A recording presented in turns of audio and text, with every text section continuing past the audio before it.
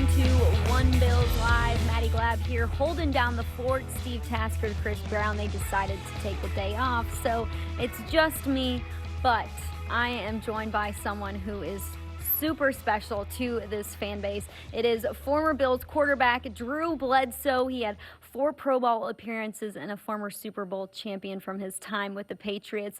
Drew's joining us from Bend, Oregon. Drew, so nice to have you on today. We appreciate you taking the time. It's always good to relive some great memories from the past, right? It is. Yeah, I was just I was thinking about this game this morning and trying to remember all the things I could recall. It seemed all of a sudden it was a long time ago. I'm getting old, but it sure was a lot of fun. And watching Peerless run to the end zone with that final touchdown and listen to their stadium go so quiet at the end of the game was one of my favorite memories. So you're joining us from Oregon. How has quarantine been treating you? How has this whole pandemic been treating you? What have you been up to? Have you been safe and healthy as well as your family? Yeah, we've been trying to find the silver linings in this thing, and there are a few. One is we got to have our college kids home for, a long time, which we never thought we'd get to have them under our roof for more than a week, maybe at a time. So that was fun. Where we are here, we've been able to get out and play golf and go hike and get on the river. And, so we've enjoyed some freedoms here that I don't think exist in a lot of the big cities, at least. And on the business side, people tend to drink a lot of wine when they're stuck at home. So our business is actually doing just fine, which is good. That is amazing to hear. We're going to talk about the overtime thriller today against the Vikings, the 2002 season. It was a 45-39 overtime game that the Bills ended up winning. So we're going to dive into that, and we're diving into it because there's going to be a re-air tonight at 8 o'clock on WIVB and WROC. It's presented by Connors and Ferris. It's the first of 4 legendary game airings that will be on in the area. So if there's no games, there's no better thing to do than re-air some pivotal games in Bills history. So when did you truly let that game sink in? This was week 2 during the season, right? Yeah. I don't know. It was sort of, like when you're in the middle of the season, you don't get to celebrate for very long. But that game, there's some specific memories I have from that game. Number one, early in the game, I got hit pretty hard. And I had this interesting deal that would happen to me about once a year where, I would get hit. It was a concussion. We didn't call it back then. You just got dinged. But I would lose the peripheral vision out of the left side of my head, so I couldn't see everything on the left side of the field. And I remember coming to Kevin Gilbride, who was our coordinator, and I was like, hey, I need you to take care of me here a little bit. And he looks at me, he goes, yeah, I think I'm just going to throw it a bit. So rather than taking care of me and handing the ball off, he just started calling pass plays, and we started, just kind of lighting it up. You went 35 of 49 for that game for 463 passing yards. It was a career game for you. You were the last Bills 400-yard passer, and the Viking game was the highest since. Coming off of an overtime loss the week before, if you can remember, you guys lost to the Jets in overtime. Going into week 2, I'm sure you're thinking, I don't want to get into another overtime game here. That's the last thing I want to do. Right. Yeah. No. The first game of that season, we lost to the Jets. That one was such an emotional roller coaster because we scored, right at the end of regulation to send it into overtime. You might even have been the last play of regulation.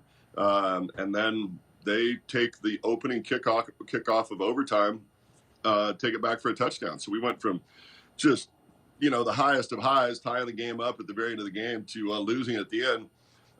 So pretty emotional game. And then we come into this game and we get into another shootout. And next thing we're in overtime for the second straight week to start the season. But thankfully, this one ended the right way instead of the wrong way. In the fourth quarter of that game, there were 5 lead changes. Can you remember any other game that was that up and down, from the Vikings taking the lead to you guys taking the lead to finally tying up basically as time ran out? I don't remember if I was ever involved in a game where there were 5 lead changes in the fourth quarter. I had one game in college where there were 4 lead changes, like in the last 2.5 minutes. But I can't recall ever that there was a time when there were 5. Thankfully, we got the last one, which was great. Yeah, it was a 54-yard field goal to send it into overtime. That happened with 3 seconds left on the clock. And in that fourth quarter alone, the Bills scored 16 points. The Vikings scored 13 points. So this game gets sent into overtime.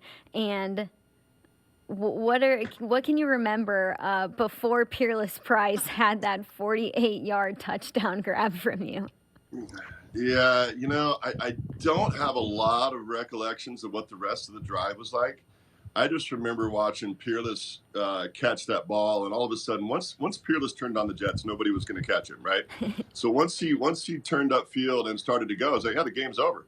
And so I chased him down the field, and when you play ball, there's the obvious, great sound of throwing a touchdown or winning a game in your home stadium where it just goes crazy and goes super loud.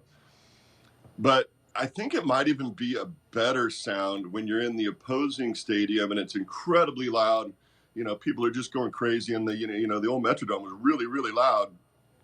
But when it goes from that loud to dead quiet, that is a really cool sound. I mean, it was just as loud as you can imagine, and all of a sudden you could hear a pin drop. The only people you could hear screaming were, us and the handful of fans that we had in the stands at the game, and everybody else was, really, really quiet, and it was a beautiful sound.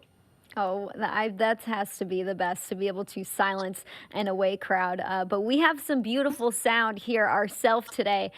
We have sound from Peerless Price from that game. So let's go ahead and listen back to that. In overtime, Coach Gilbride goes, "Do you think you can beat him on the Z hooking up?" And I was like, "Yeah." Anytime Coach asks you if you can beat a guy on a particular route and you're the primary read on that, you're going to say yeah. And so he asked me, he said, "Do you think you can beat him on Z hook and up?" And me and Drew loved the call. And I went up, ran. He was shaded inside, ran the Z hook, gave an outside stick. He took it. He took the stick outside, and next thing I know, I was running up the middle of the field, and I was wide open. Drew delivered a great ball, and it was my job to get in the end zone. Outran the safety, who I feel like took a bad angle, outran the safety, and for the game winner. And then I'm in the end zone, and you can see I go down on one knee, and our fourth receiver at the time was Charles Johnson, and he's in the game because we ran 4 wides, and I'm on one knee. I'm about to cry. I'm literally about to cry. And he goes, "You better not cry." So I hopped up and started celebrating with my teammates. Did you know So Peerless was great. about to cry in that moment? I didn't know that until just now, but that makes total sense. I can see CJ doing that for sure. Yeah, he was CJ was a piece of work, man. One of the all-time great dudes. But yeah. No, I knew. I'm certainly we were all emotional about it, but I didn't know until just now that Peerless was about to cry. But I'm glad CJ grabbed him. That's pretty fun. That's a pretty funny story, man. I would love to hear CJ's angle on that. That'd be great. What are your memories playing with a receiver like Peerless Price? Peerless, he was really unique. First of all, obviously explosive, fast, great hands, all of those things, the measurables. But in this particular offense, Peerless was perfect for this offense because he was really a smart player, and at his position, he got a lot of latitude, and we had to read the defense the same way at the same time in order to be effective. And Peerless and I were on the same page. We were seeing the same thing at the same time. So we had choice routes where he could go vertical, he could break it flat, he could break it slightly in, or he could even sit. And we had to see the same thing at the same time in order to be effective.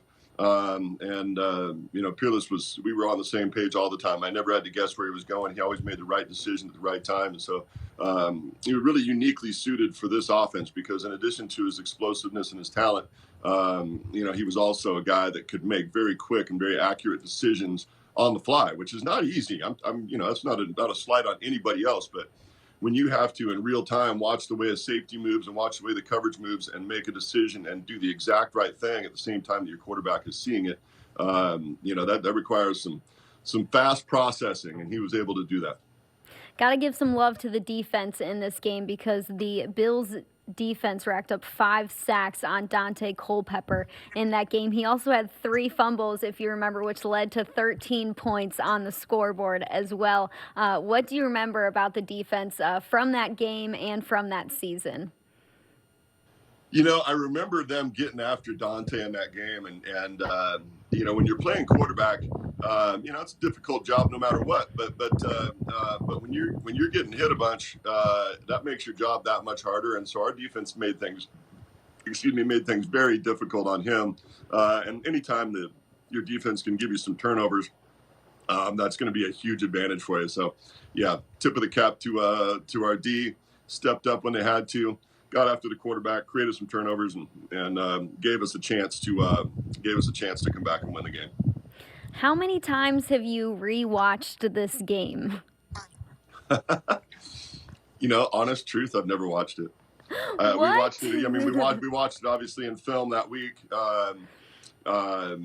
Just getting ready for the next week's game. But outside of just a couple of highlights, I've never watched the whole game. So I'll have to see if I can find it and stream it tonight. Yeah, I was going to say, come on, head back to Buffalo because it's going to air on WIVB, WROC tonight at 8 o'clock. Drew, thank you so much for being on with us and breaking down this game. It's always fun to relive some crazy, insane games like that overtime thriller. We appreciate the time. Glad to hear you're doing well in Bend, Oregon, and glad to hear the wine business is doing well, too. Yeah. Right on. Well, thank you guys for having me on. I'm happy to come on and discuss any victory you'd like to talk about. Just don't ever ask me to come on for a game that we lost. Really, really fun. Great memories. That was really an amazingly fun team to be a part of. We had great weapons with Peerless and Molds and Larry Centers and Josh Reed and we had Jay Reamersman at tight end. Travis Henry, and then we had just a great offensive line, man. We were an electric offense. It was really, really a fun team to be a part of. And quite honestly, I really thought at that point that was going to be an offense that was going to go on and be one for the ages. But unfortunately, some pieces didn't come back the next year. But I don't want to have to talk about that. We just talk about how much fun it was. Yeah, well, everybody can go ahead and watch the former QB Drew Bledsoe tonight at 8 o'clock, WIVB, WROC, that 45-39 overtime win by the Bills is presented by Connors and Ferris. It's the first of 4 legendary games that will be on. We're going to go ahead and take a break here. We will be back shortly. This is One Bills live from One Bills Drive, presented by Collide Health.